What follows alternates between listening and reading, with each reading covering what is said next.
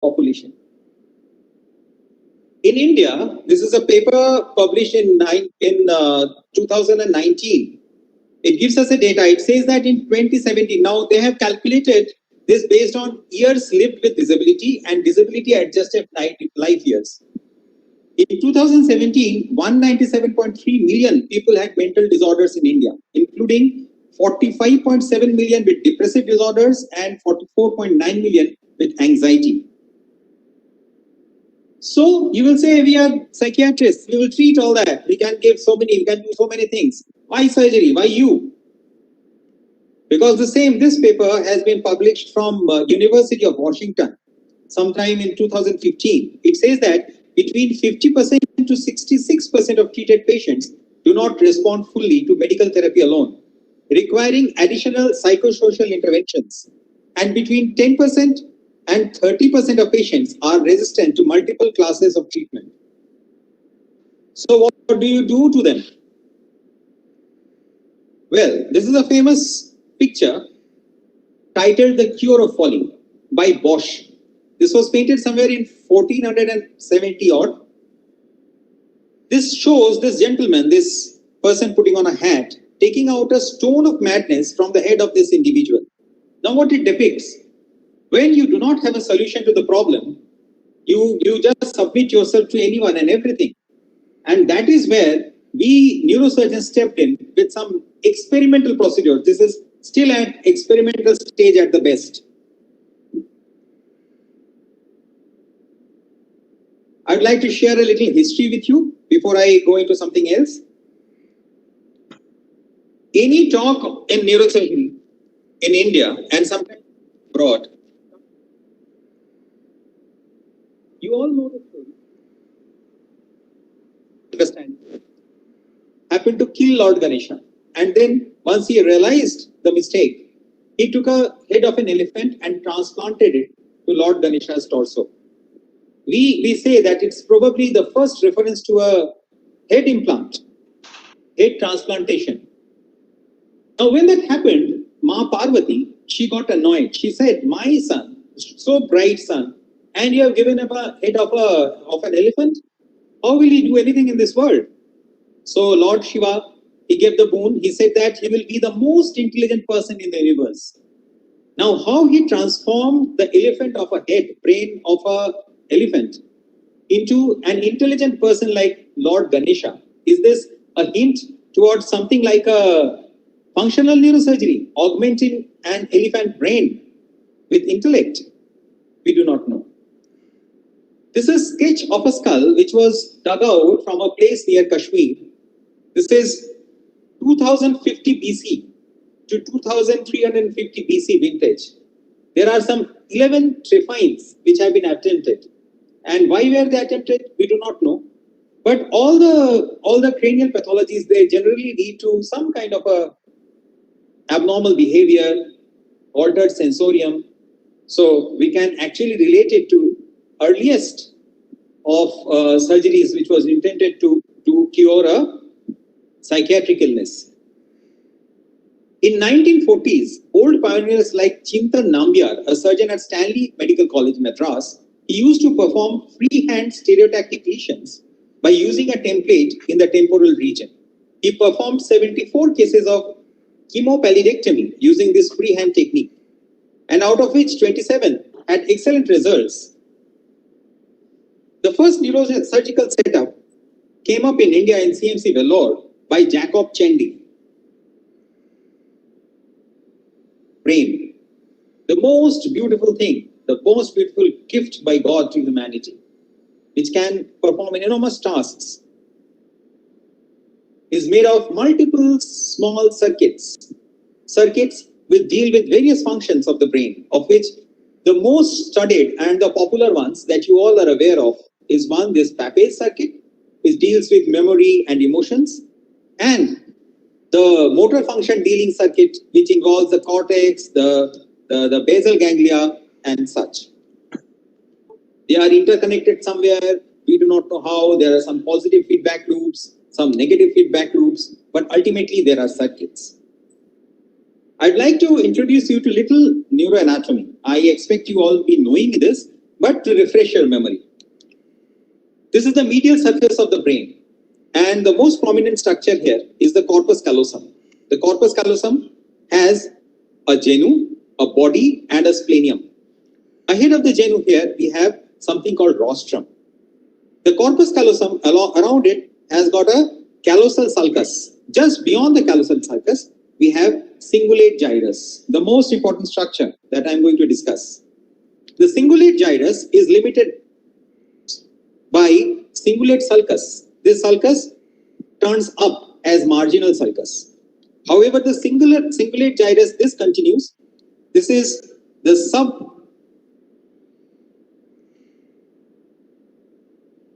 sulcus, and this is parieto-occipital sulcus, and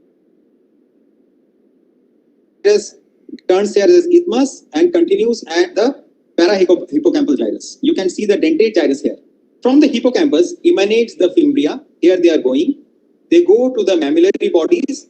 From mammillary bodies start the mammillothalamic tract, which go into the anterior nucleus of thalamus. This is a diagrammatic representation here.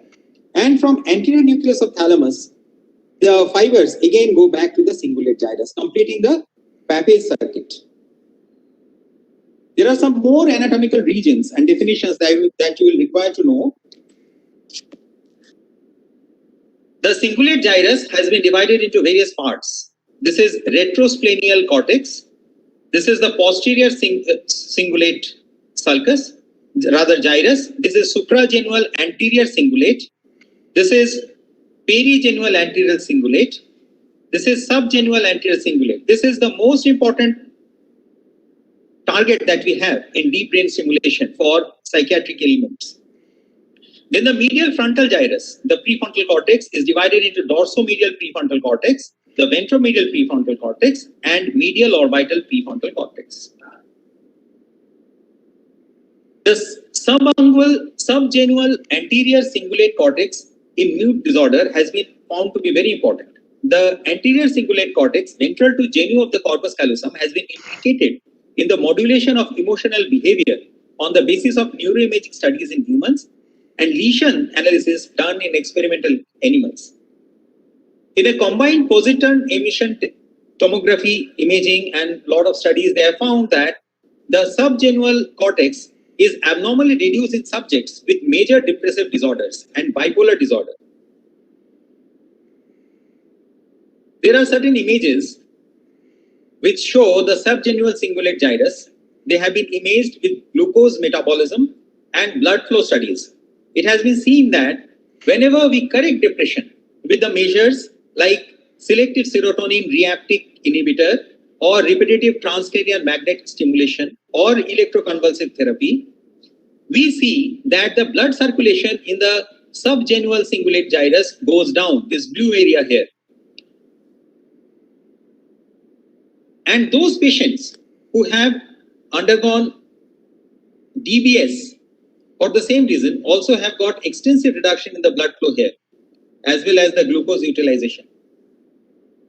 On the other hand, those people who are told to remember some sad history in their life, in their personal memory, the blood circulation goes up. The same happens when you cause some tryptophan depletion to create sadness. And it has been seen in the autopsy of the individuals who have been suffering from depression that the glial mass here reduces substantially in the postmortem specimens. The other important structures we have been studied and which have been targeted for DBS or depression are amygdala. This small structure of the size of an almond, situated just anterior to the tail of the caudate nucleus, somewhere superior and lateral to the lateral ventricle, rather medial to the lateral ventricle. This amygdala is a very important structure for control of our memory and emotions. It is a key region linked to pathophysiology of depression. Glucose metabolism and blood flow are increased in the amygdala of depressed patients, a pattern that is reversed by antidepressants. The coupling of these structures, that is the prefrontal cortex and amygdala, might be relevant in the circuitry of the disease. Next important structure is nucleus accumbens. The nucleus accumbens is a group of neurons located in the ventral striatum here that has been closely linked to motivation and reward-seeking behavior. In humans, increased activity in this region is seen associated with reward-seeking behavior like monetary reward, drugs of abuse, pleasurable music, etc. People have tried DBS on nucleus accumbens for depression. The results are yet to be there. Again, nucleus accumbens is seen in this image. Just to make things clear to you, this is putamen, this is caudate nucleus, and in between lies the internal capsule. You go along the internal capsule and at the end, you hit the nucleus accumbens. I am showing the image on the MRI. You can see how the lesion has been made here up to the nucleus accumbens. You can see the probe placed here, the DBS probe. Next important structure to know anatomically are the caudate nucleus, putamen, and globus pallidus complex. This image is showing the caudate nucleus and putamen from lateral side. You can see this putamen and caudate nucleus are actually the same nucleus complex, gray cell column, which has been fenestrated by the fibers of internal capsule here. The tail of the caudate nucleus ends in amygdala. This is the caudate nucleus. Looking medially, this is the globus pallidus, which has got two segments, the globus pallidus internus and externus. The globus pallidus externus is the place from where all the impulses go out of the basal ganglia. And it is in continuum with the subthalamic nucleus and the substantia nigra. I will tell later that this subthalamic nucleus, which is often a target for DBS, cannot be seen very clearly on MRI or any imaging for that matter. So, coming to deep brain stimulation. What all has been tried? Subcallosal deep brain stimulation. Destructive procedures such as cingulatomy, anterior capsulotomy, and limbic leucotomy help a subset of patients, but all treated patients risk long-term neurological deficiencies. In past decades, deep brain stimulation has the dysfunctional regions and circuits in a reversible, non-destructive fashion. In other applications, DBS, the clinical effects of high-frequency stimulation mimic those observed with lesions. What basically I want to say is that there are certain centers which are destroyed and their good effects are seen by destroying them. But once you destroy them permanently, the side effects which are produced, or if you want the functions back, you cannot do that. So deep brain stimulation is a procedure whereby you put a kind of pacemaker, stimulate it at high frequency, and that stops this center from functioning. You can adjust your amplitude and duration of electric current there and alter the effects there. They produce the same effect as that of creating lesion in those sites.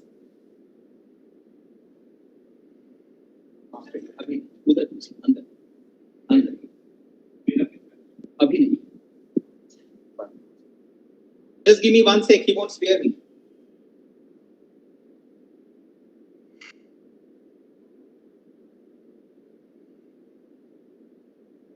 Sorry, I'm back. Okay, so DBS has been chosen. The advantage of DBS is, since they are reversible lesions, you can, in the same sitting, use it bilaterally. And if it doesn't work, you can alter the settings, or you can take it out also. Unlike a permanent lesion, which will be left there forever.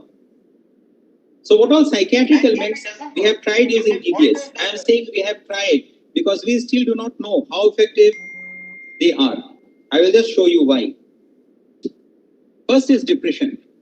Humankind knew about it. Episodes of depression did come to Arjuna. Once upon a time, you know better than me about that story. So when we measure depression, there are certain scoring systems. Hamilton Depression Rating Scale, Global Assessment of Functioning, Peck Depression Inventory, Montgomery-Asberg Depression Rating Scale, and response to therapy is commonly defined as a decrease of 50% or greater, and a Hamilton Depression Rating Scale of less than 8. If that happens, it's considered remission.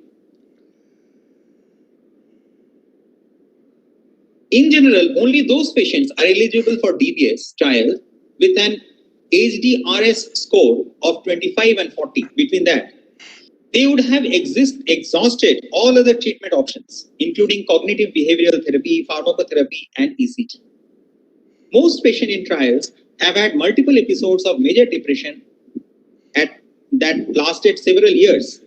In these severely affected patients, for many, the response of DBS begins as soon as weeks after the start of stimulation, and for some has been sustained for years. Now, this statement of mine is highly debated, and I will show you why. Once a response is achieved, it is usually sustained for as long as stimulation continues.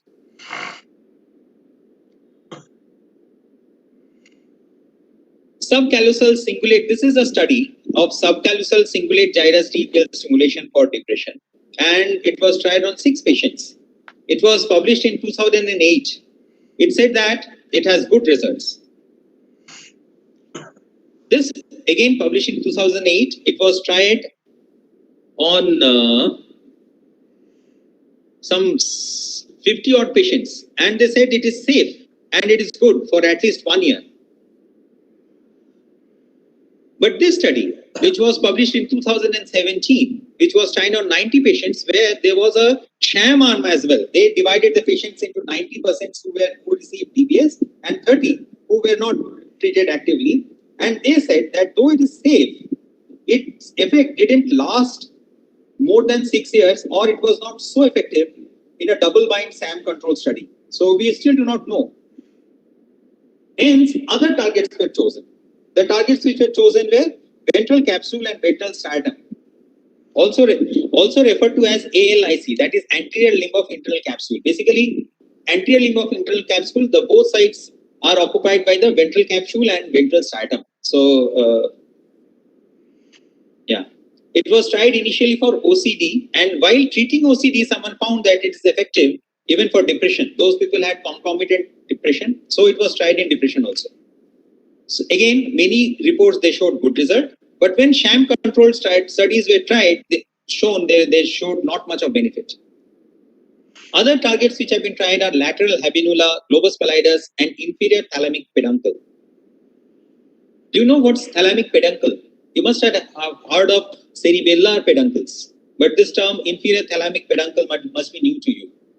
The thalamus has got multiple nuclei which connect to different parts of the brain and has got reciprocal connections to nearly every part of the brain above, spinal cord, and brainstem below.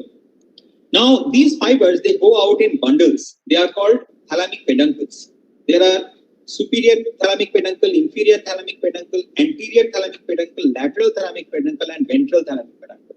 Of this inferior thalamic peduncle goes in front to connect with the limbic system. That's why we have targeted them.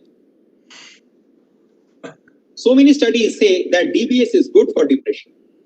And there are so many more. I have just chosen 7. This is a meta-analysis done of 17 studies published in this year, 2021. After the analysis, it says that there are only 2 randomized control studies which have considered the invalidity of DBS.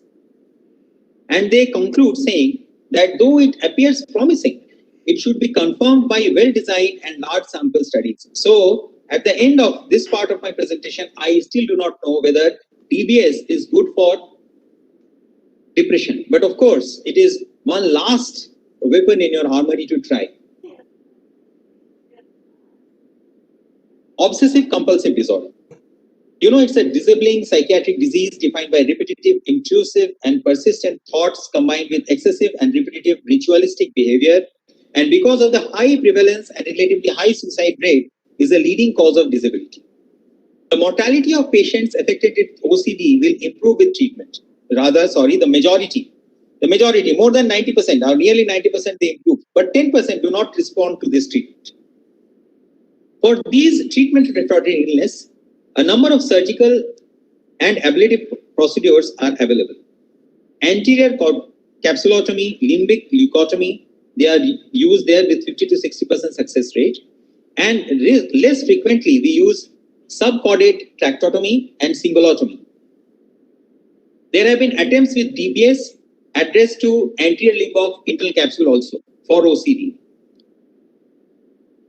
Following preliminary trials with anterior limb of internal capsule, the percent of patients responding improved as the target migrated slightly from anterior limb of internal capsule to VCBS and nucleus accumbens. So what you see is that we keep trying. I'll come and tell you when I discuss the surgery part of it, where I'll be more comfortable discussing. So we keep trying to home on the center, which will give you the maximum benefit. We still do not know. We still do not know so many things. Yeah. Then the next site of interest is nucleus accumbens. You see, these sites that we are talking about them to be used as the lesional sites or DBS sites for depression, for OCD, for anger, for everything. But there is a reason why the same site is working differently for different patients. Again, inferior thalamic peduncle has come for OCD. Subthalamic nucleus has been tried. I was showing you subthalamic nucleus somewhere. I said it's difficult to locate, but it has shown good results with depression, with OCD. And what else can we treat with DBS in psychiatry? Anorexia nervosa. Again, the targets for anorexia nervosa for DBS are nucleus accumbens, DCBS, and subgyral cingulate gyrus. Addiction and substance abuse, Tourette syndrome. Aggressive behavior. Neurosurgery has been historically used for the management of aggressive behavior, although the interest has waxed and waned. In 1960s and 70s, bilateral ablation of amygdala was first used for treatment of epilepsy, comorbid with aggression. But after early success, it became a common treatment for aggression. Initially, it was being used. Amygdala was being destroyed for epilepsy treatment, which was associated with aggression, but they found very good results. So for all aggressions, they started doing it. At that time, more than 1,000 patients received the procedure, and approximately 75% patients, they became free of aggressive behavior. There were some side effects, like autonomic response was reduced in stressful cues. There were some new onset epilepsies, hypersexual behavior, but overall, they were in limited number of patients and patients benefited quite well. Despite the high success rate of surgery, subsequent public backlash against psychosurgery led to widely preferential use of pharmacological agents for behavioral control. So this went into disrepute. Post-traumatic stress disorder. Another thing that interests us soldiers very much, and it has been researched widely in Western countries. It is said that it affects 6.8% of US population. In India, we do not know what's the percentage. And the current best treatment include pharmacotherapy and psychotherapy, but even with combination therapy, as many as 30% of patients remain debilitated by this condition. Recent investigations into novel therapies for PTSD have identified changes in CNS, specifically the amygdala. So again, we see that the blood supply of amygdala goes up when there is post-traumatic stress disorder. Like you saw the blood flow and glucose metabolism going up in case of depression in the subgenual cingulate gyrus, it happens in amygdala. So people tried stimulating amygdala for it, PTSD treatment. Animal models have shown very good results. And the first trial of DBS in amygdala has been launched. We do not know the results yet. So to summarize, there are certain points of interest which are targets for DBS, which help in the psychiatric diseases. I have named them all. Lateral habenula is used for depression. Subcallosal cingulate gyrus. This is for depression and anorexia. Ventral capsule, ventral striatum complex for depression, OCD, addiction. Nucleus accumbens for addiction, but I showed you it's working. It works in many other conditions as well. Inferior thalamic peduncle for depression and OCD. Then globus pallidus internal internals and externals for Tourette syndrome, subthalamic nucleus for OCD, and medial forebrain bundle for depression. So now the part where I'm a little more comfortable than what I was in the last part of it. Yeah. So how do we do it? It's very easy. It's simpler than treating a psychiatric patient as you do. So all we have to do is to, you see, in the Cartesian system, we need a starting point, and then from there, we have got multiple orthogonal directions. So we have to define a point in space inside the brain in that Cartesian system and be able to transfer it from one frame to another. Now you can do this. This is a co-registration process. You can do it point-to-point registration. You can do surface-to-surface registration, or you can do from volume-to-volume registration. What we use here is a volumetric co-registration system.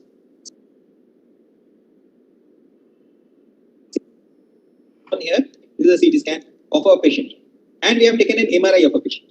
Now, while taking these images, we have to know at which. To do that, we have something called a fiducial system. Data. Now, these images are merged.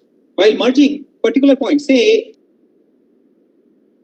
the horn of lateral ventricle of the MRI has been merged with that of the CT, and this image has been produced. It has been done by the computer. This is something like a base plate. We apply it on the head of the patient with these pins, and on that we apply this fiducial system. You can see there are N-shaped rods here. These rods are radio opaque for a CT scan and hyper intense for an MRI.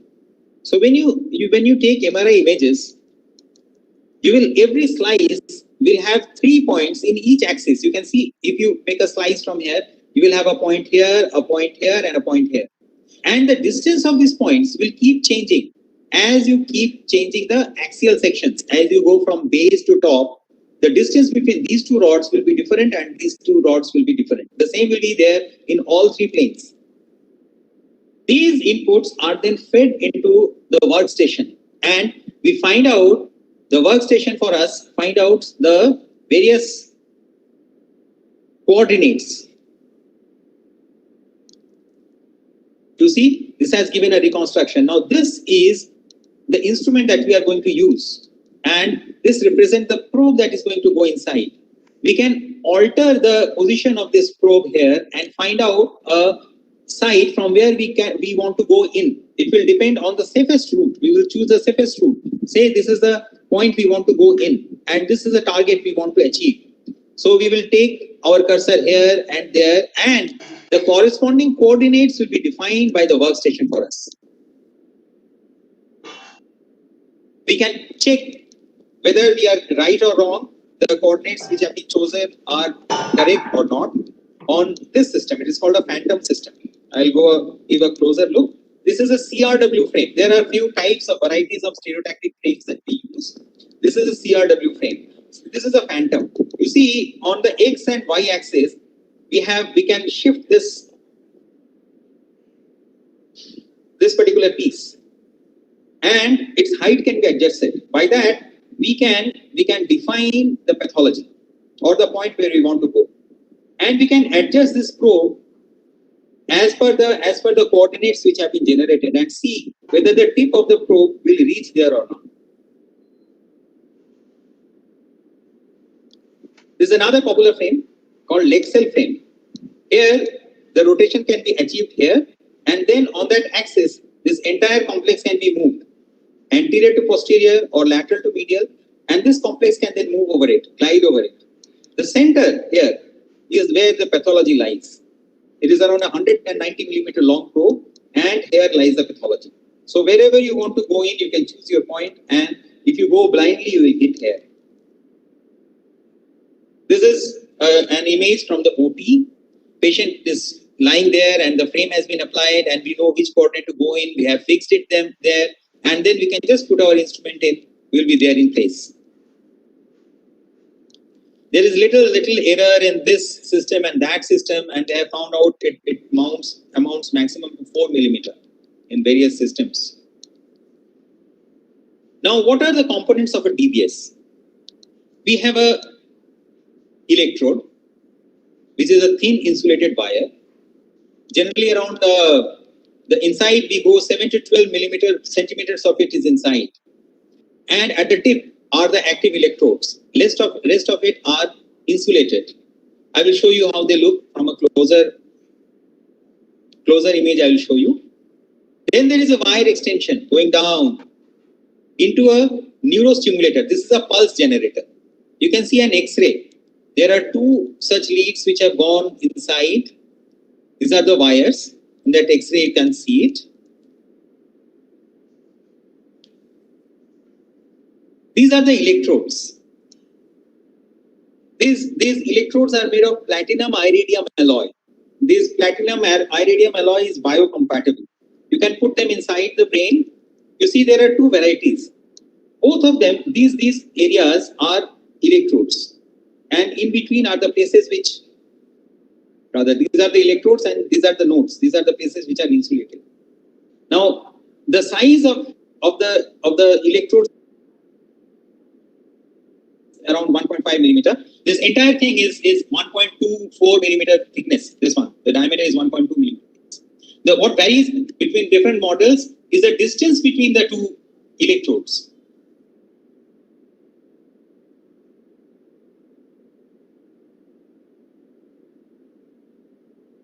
Okay, certain ethical consider. Now, these electrodes, when you have put inside, before putting the electrodes inside, you have decided the point where you want to go. That you have decided based on the knowledge that you have, based on the imagings that you have. But even that is not enough. We have something called functional anatomy atlas.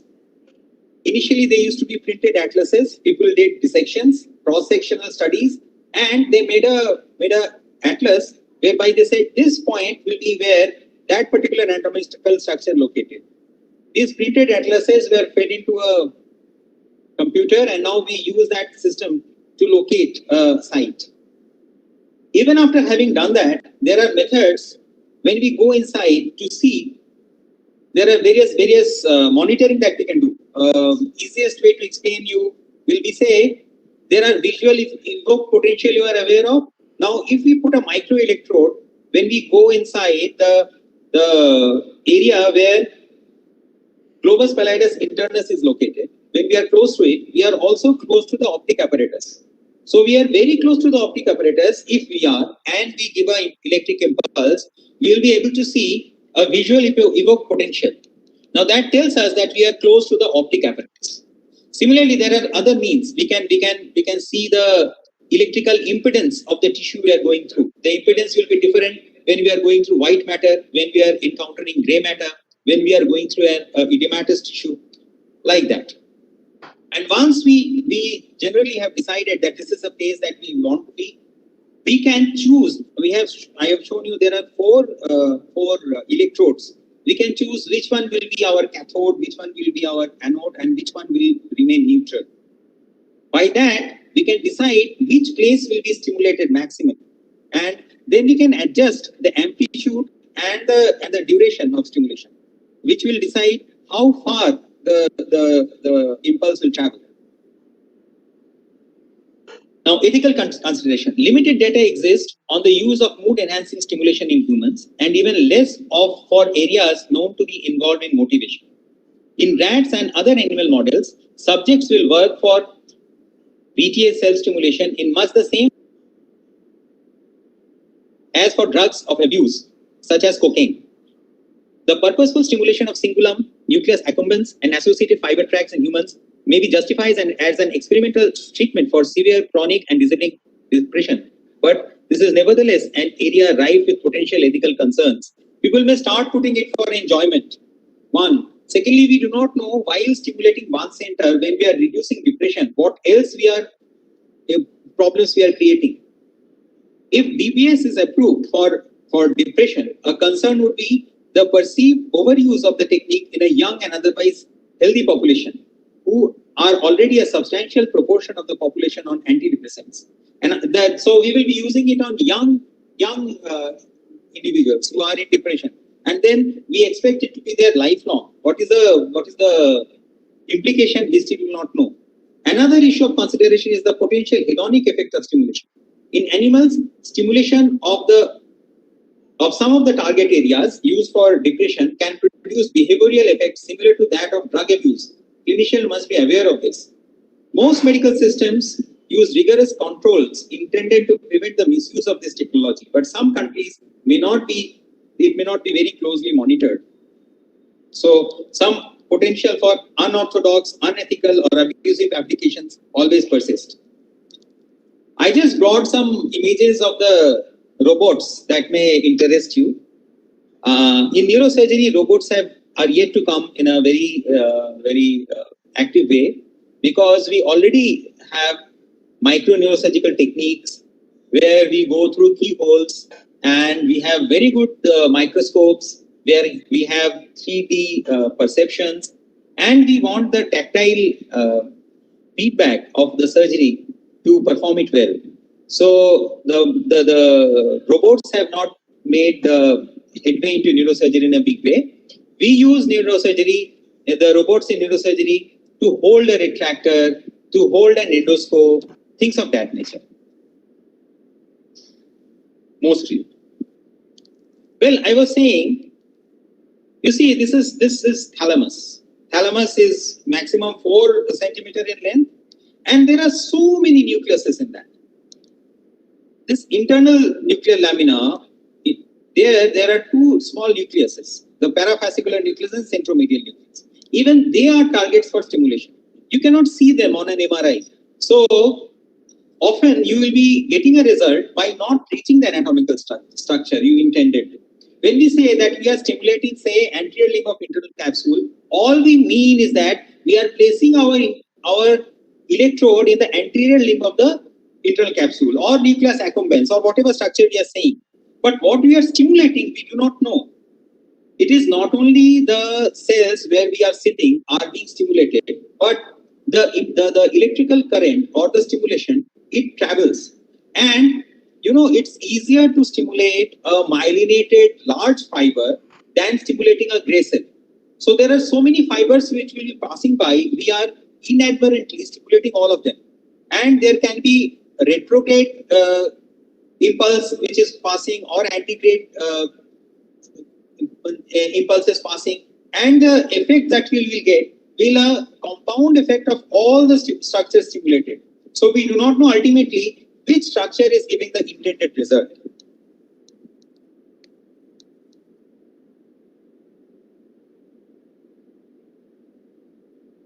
Well, here I finish. Any questions?